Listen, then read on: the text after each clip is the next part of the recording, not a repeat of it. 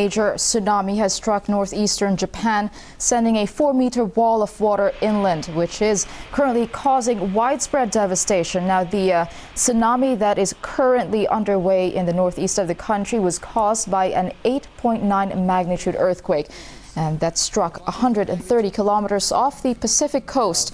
Well, aftershocks have been felt within the last few minutes, and so far 23 people are confirmed dead, but that number has been rising and is expected to rise. Now, there are also reports that the first wave has reached Russia's Kuril Islands to the north, reportedly around a meter high. The waves of around a meter high. But as you can see in the pictures, you have massive walls of waves just eating up everything in its path.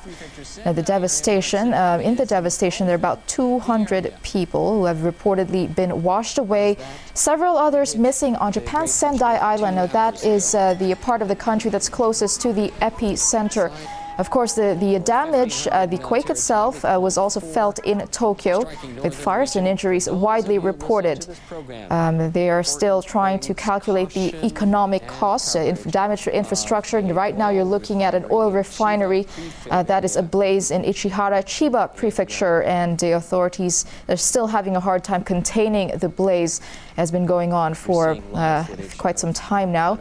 Now, the Narita International Airport is also reportedly shut down. Now, just to remind you, an 8.9 earthquake hit the northeastern part of the country. That's at around 2:46 local time in Japan. That was in the middle of the afternoon. Widespread destruction being reported. Now, the Russian president has been giving his reaction to the tragedy. Dmitry Medvedev is pledging support for Japan, saying that Moscow and Tokyo can work together to combat this natural disaster.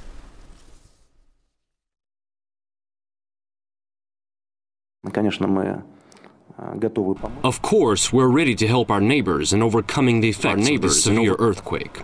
A state of emergency has also been declared on our soil, on the Kuril Islands, in the Sakhalin region, where all necessary measures must also be taken to prevent damage and loss of life. The tsunami has already reached our shores, and we must all be consolidated at this time. I'm now ordering the emergencies minister to present a plan of assistance to Japan. Well, the Prime Minister of Japan has also given a statement earlier to calm the citizens as the devastation continues to unfold. He did say that there has been no damage to nuclear power plants, although there are about 14 industrial complexes that have been affected by the earthquake. Now, as of the moment, we have the government confirming 18 deaths, and this number is expected to rise. You're looking at pictures. Okay, earlier it was the wall of water eating up anything in its path. Now it's an oil refinery ablaze. This is just east of Tokyo. All of this destruction has been caused by an 8.9 magnitude earthquake, and it struck about 130 kilometers off of Japan's Pacific coast. Dramatic pictures there in the coast where the earthquake had struck. There has been a tsunami warning for all territories on the Pacific Rim, reaching all the way to Hawaii, even as far as Colombia and Peru, according to the Pacific Tsunami Warning Center. Well, the wave has also reached Russia's Kuril Islands to the north, reportedly around a meter high.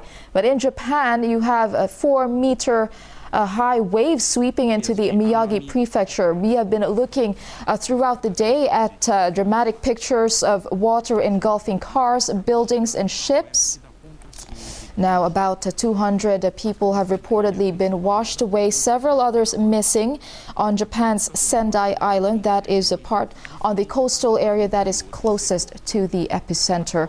Well, there are currently about 50 fires along the coastline, about 4 million homes without power. Prime Minister Naoto Kan has been organizing an emergency response team to tackle the disaster. According to their reports, they're having a bit of difficulty going to the quake-hit areas because of the devastation. Communication is crippled. The international airport is currently closed. Again, we heard a statement from Russia's president, Dmitry Medvedev. He reiterated that they will help each other to deal with the catastrophe.